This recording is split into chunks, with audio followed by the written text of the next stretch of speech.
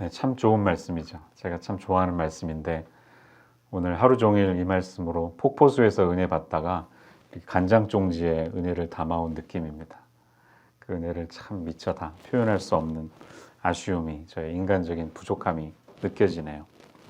오늘 이 말씀은요, 시편의 여러 특이한 구조 중에 전형적인 하나의 구조인데 흔히 우리는 샌드위치 구조라고 합니다. 기억하기 쉽게. 학문적인 용어로는 인클루지오라고 해서 수미 쌍관 구조, 인클루지오. 처음과 끝이 같은 말로 되어 있습니다. 그렇죠. 1절과 9절 마지막을 보시면 여호와 우리 주여 주의 이름이 온 땅에 어찌 그리 아름다운지요. 이렇게 시작하고요. 9절 보시면 어떻게 끝나나요? 네, 똑같이 끝납니다. 같은 단어. 여호와 우리 주여 주의 이름이 온 땅에 어찌 그리 아름다운지요. 그렇죠? 아이스크림 샌드위치 드시면 바닐라 아이스크림이 중간에 있고 초콜릿 커버가 이렇게 아래 위로 있잖아요. 그렇게 샌드위치를 먹듯이 이 시편을 읽다 보면 인클루지오 구조가 상당히 많이 있습니다. 이 시편 저자가 이렇게 하는 이유는 왜 그럴까요? 바로 그것이 주제이기 때문입니다. 주제를 강조하기 위해서 이러한 방식을 쓰는 것이죠. 그러니까 오늘 이 시의 주제는 뭘까요? 하나님의 이름이 얼마나 아름다운지 그분의 이름을 높여드리는 찬양시입니다. 7편까지는 탄식시로 펼쳐졌습니다. 오늘 우리가 2편을 묵상했는데 2, 3, 4, 5, 6, 7편은 다 탄식하는 시예요. 근데 이제 8편으로 와서 드디어 주님의 이름을 높여드리는 온전한 찬양시가 지어지고 있습니다. 여러분 캠핑 같은 데 가시면 이 시를 많이 떠올리시죠? 또 최덕신 씨가 지으신 찬양을 좋아하는 분도 많이 계실 거예요. 여호와 우리 주여. 이 찬양이 아름다운 자연에 가면 절로 우리가 나오듯이 너무 그 자연의 상황과 어울리는 장면이 있죠. 주의 손가락으로 만드신 주의 하늘과 주께서 베풀어 두신 달과 별들을 내가 본다는 이 표현은 밤하늘의 별을 보신 적이 있다면 너무 공감하실 거예요. 몇 년 전에 저는 요세미티 밸리에 가서 캠핑했던 적이 있는데요. 갑자기 11시쯤 나가자고 막 그러시더라고요. 같이 갔던 목사님 한 분이. 아, 왜 그래요? 왜 그래? 귀찮은데. 그랬더니 그 엘카피탄 있는 쪽으로 차를 몰고 갔더니 위를 보라고. 와, 정말 그런 밤하늘을 태어나서 거의 못 봤습니다. 좀 까만 이 배경 속에서 별들이 막 은하수 모이고 막 이렇게 내려올 것 같은 그 상황 속에 너무 감격해서 고개가 아플 때까지 쳐다봤던 적이 있습니다.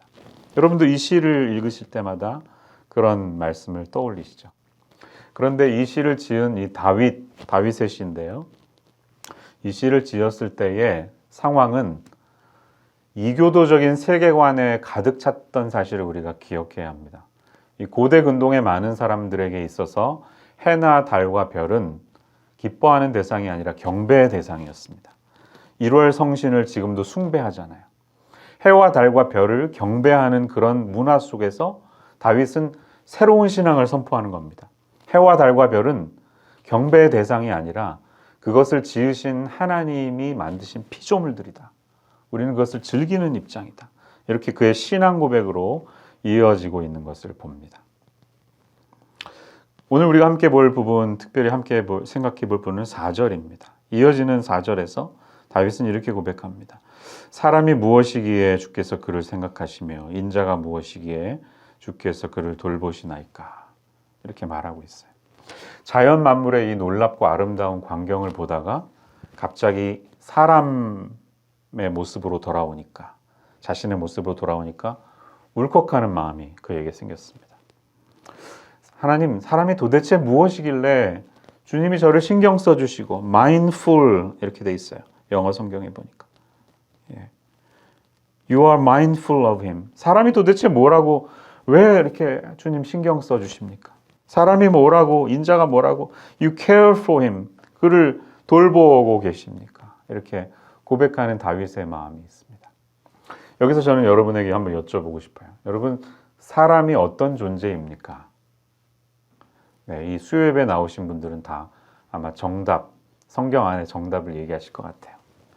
그런데 인간이 무엇인가, 인간이 누구인가라는 정의에 대해서 세상에는 다양한 의견이 있죠. 특별히 현대 21세기에 영향을 끼친 현대 서구 사상들을 보면 여러 가지 인간관으로 인해서 이 성경적인 가치관이 무너져 있는 것을 우리가 많이 발견하죠.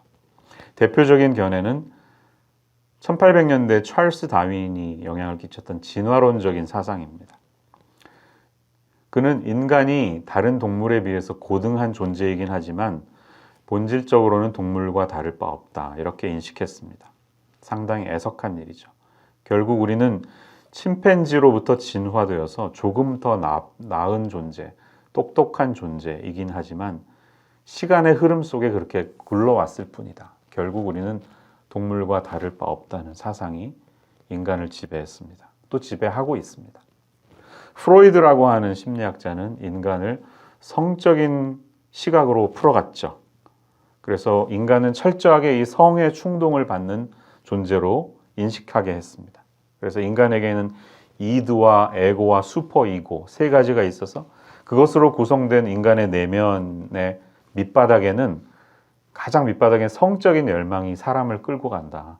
성적인 게 원동력이다. 이렇게 풀어서 가르쳤죠. 그래서 아버지에 대한 반항심, 열등의식으로 말미암은 반항식에서 나오는 오이디푸스 컴플렉스가 남성들을 지배하고 있고, 반대로 칼 융이라고 하는 사람은 여자들에게 나타나는 어머니에 대한 반항심, 어머니에 대한 열등의식이 일렉트라 컴플렉스로 나타났다. 이렇게 풀어서 이 인간의 복잡한 심리를 성으로 해석하고 있습니다. 또 마지막으로 대표적인 사상은 칼 막스와 엥겔스가 주장한 경제적인 인간관이 있죠. 결국 사람이란 존재는 경제적인 동기에 의해서 조작되는 존재이다.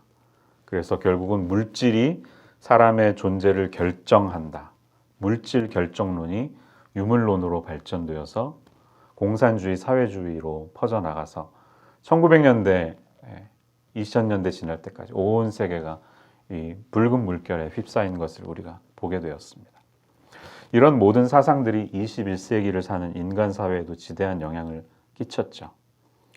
이 시대는 사상은 사라지고 욕망만 남은 시대가 된 것 같습니다. 사람들은 돈과 섹스 그리고 육체에 집착하고 있는 것 같은 그런 마음이 느껴집니다.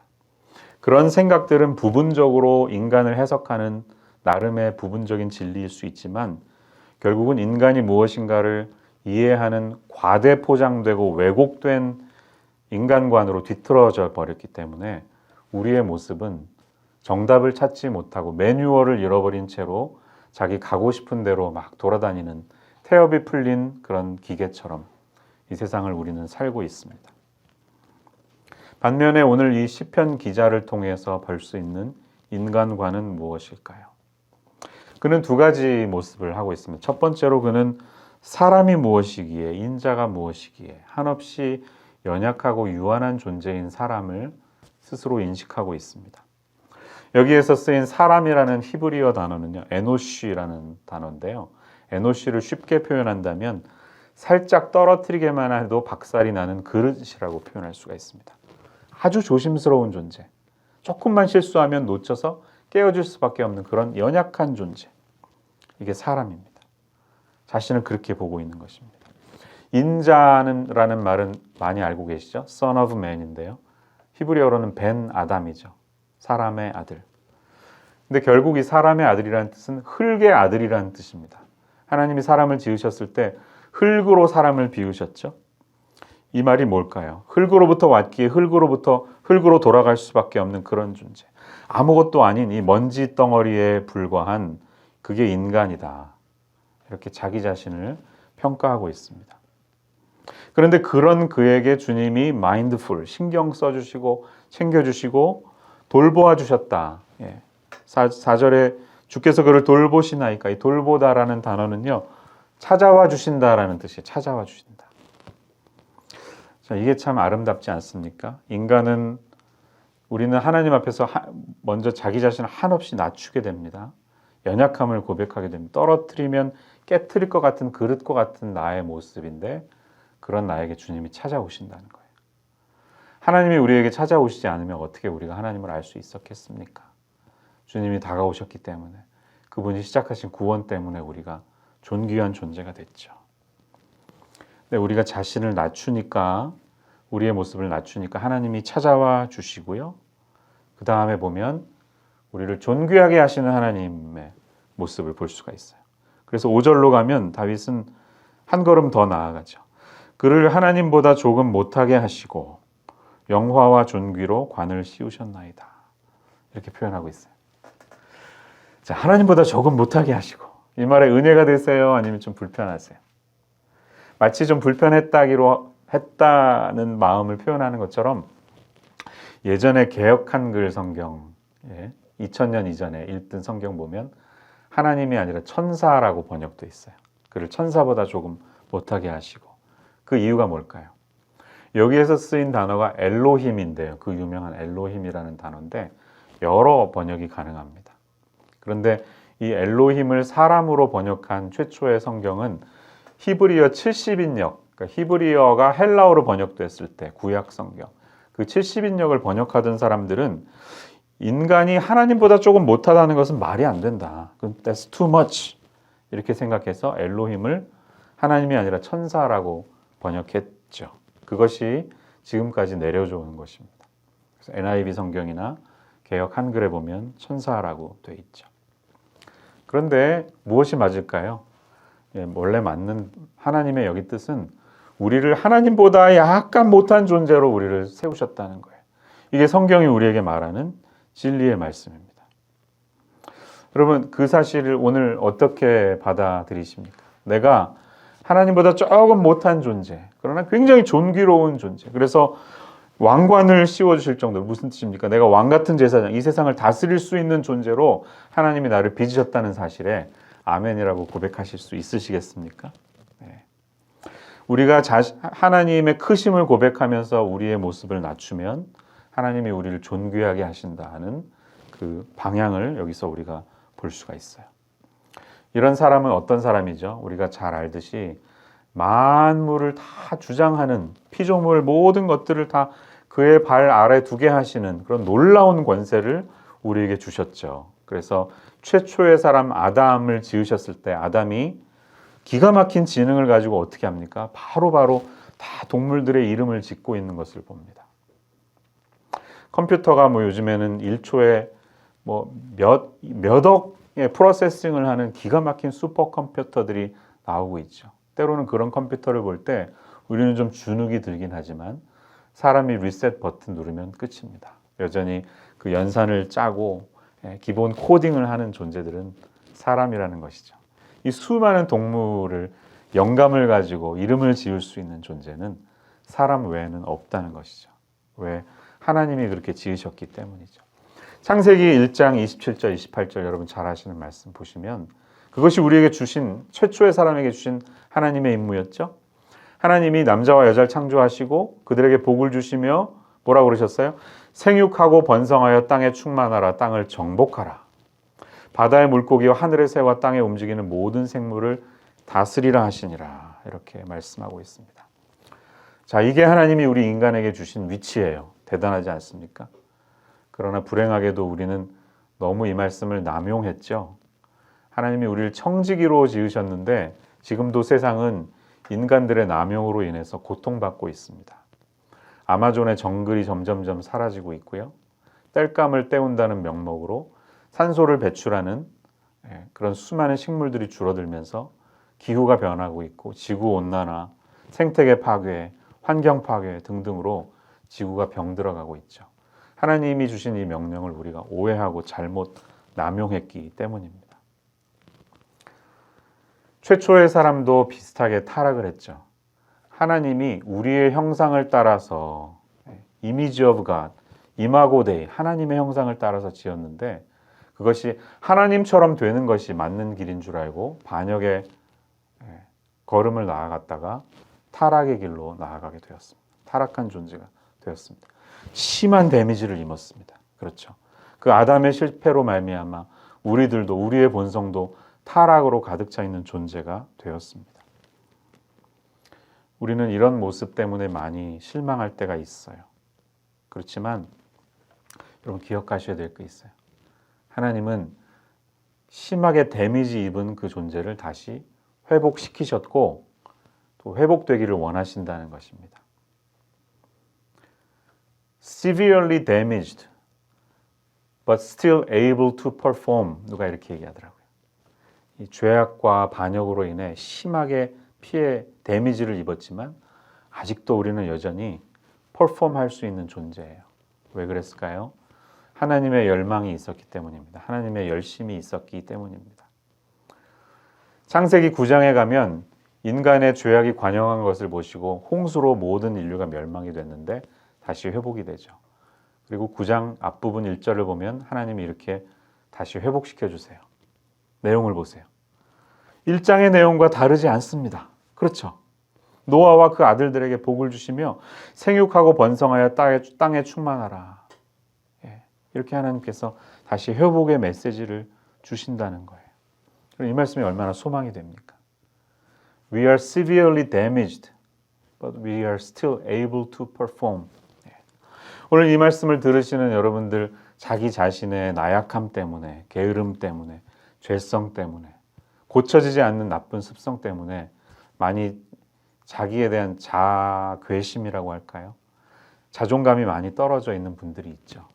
그러나 하나님은 우리가 회복되기를 원하시는 분이고 또 실제로 회복시키셨고 궁극적으로 두 번째 아담인 누구를 보내셨습니까? 두 번째 아담인 예수님을 통해서 궁극적인 회복의 길이 무엇인지 길을 열어주셨다는 사실을 잊지 마시기를 바랍니다. 우리는 하나님보다 조금 못하게 지어진 존귀하게 만들어진 존재들이라는 사실이에요. 자기 자신이 내 안에 아직 심하게 데미지 입은 게 많죠. 뭐 과거에 받은 상처, 부모님으로 받은 상처로 막 우리의 심성이 뒤틀려져 있고 뭐 조금만 감정이 뒤틀리면 실수하는 게 우리의 영혼입니다. 그러나 여전히 우리를 통해서 하나님은 주님의 일들을 하신다는 사실 잊지 마십시오. 여전히 이 세상은 주님의 형상을 입은 이 인간들을 통해서 하나님의 질서와 그분의 나라가 펼쳐져야 합니다. We are still able to perform. 하나님의 일들을 할 수 있는 존재라는 사실을 잊지 마세요. 하나님이 나를 존귀하게 여기시고 아름답게 빚으셨다는 사실을 잊지 마시기를 바랍니다. 이 사람이 누군지 맞춰보세요. 1982년 12월 4일 호주에서 태어났습니다. 기대에 찬 부모님들의 가슴이 설레었는데 기쁨이 얼마 가지 못했습니다. 태어가 났더니 아이는 팔과 다리 모든 것이 없는 아이였습니다. 아이를 좀 안아주세요 권하는 의사에게 엄마가 처음 이렇게 반응했대요. 저리 치우세요. 보고 싶지도 않고 만지고 싶지도 않아요. 그렇게 고통과 슬픔으로 세상과 첫 만남을 받으면서 살아야 했던 소년이 있습니다. 하나님 왜 팔 하나 더 주는 게 그렇게 아까우셨나요? 왜 나에게 그렇게 하셨습니까? 수도 없이 원망하면서 자신의 인생을 자책하며 살아야 했던 그 소년에게 놀라운 일이 일어났습니다. 그가 15살 때 예수님을 인격적으로 만나게 된 것입니다. 자신을 지으신 하나님, 창조주 하나님 매뉴얼을 읽게 된 것입니다. 그때부터 그의 인생이 바뀌었습니다. Life Without Limits, 제한이 없는 인생이라는 책이 2010년에 나오면서 그는 유명한 사람이 됐고 전 세계를 다니면서 많은 사람에게 새로운 힘을 던지는 이 모티베이셔널 스피커가 됐습니다. 그가 누굴까요? 닉 부이지치라는 사람입니다. 아마 들어보셨을 거예요. 그가 강연에 오면 테이블에 그의 몸을 이렇게 올려놓습니다. 몸뚱아리밖에 없어요. 그런데도 이 한 사람의 메시지와 간증을 듣기 위해서 사람들은 구름대같이 몰려듣고 그 간증 집회가 끝나면 어김없이 자신을 지으신 하나님의 이름을 높여드리면서 인생을 재헌신하는 수많은 사람들의 이야기를 우리가 듣고 있지 않습니까? 왜 그럴까요? 그 안에 있는 하나님이 지으신 아름다운 형상이 있기 때문입니다. 사랑하는 성도님들, 힘을 내십시오. 성도님들 안에 착한 일을 시작하신 하나님께서 오늘도 여러분을 존귀하게 여기시고 우리의 삶 속에 왕관을 씌우신다고 이렇게 말씀하십니다. 많이 지치시고 자신에게 실망하고 사람에게 실망하실 때가 많이 있으시죠? 교회도 교회 생활하면 항상 아름다울 것만 같은데 그렇지 않습니다. 그렇죠? 사람에게 실망하고 이런저런 비난 듣고 소문이 나돌고 험담이 있는 그런 모습 보면서 도대체 왜 이럴까? 우리는 실망할 때가 있습니다. 그러나 이럴 때 우리는 누구를 생각해야 할까요? 무엇을 떠올려야 할까요? 히브리서 2장으로 가면 오늘 이 내용이 다시 신약에 반복되어 있는 것을 발견합니다. 그러나 누구인가가 어디에서 증언하여 이르되 사람이 무엇이기에 주께서 그를 생각하시며 인자가 무엇이기에 주께서 그를 돌보시나이까. 그를 잠시 동안 천사보다 못하게 하시며 영광과 존귀로 관을 씌우시며 만물을 그 발 아래에 복종하게 하셨느니라. 이 말씀이 인용한 거죠? 네. 히브리서의 저자는 이 시편 8편을 인용하면서 여전히 우리가 견디고 나가고 지켜나가야 할 말씀, 어떤 한 인물이 있다는 사실을 고백하고 있습니다. 그게 누군가요? 예수님 이야기를 합니다.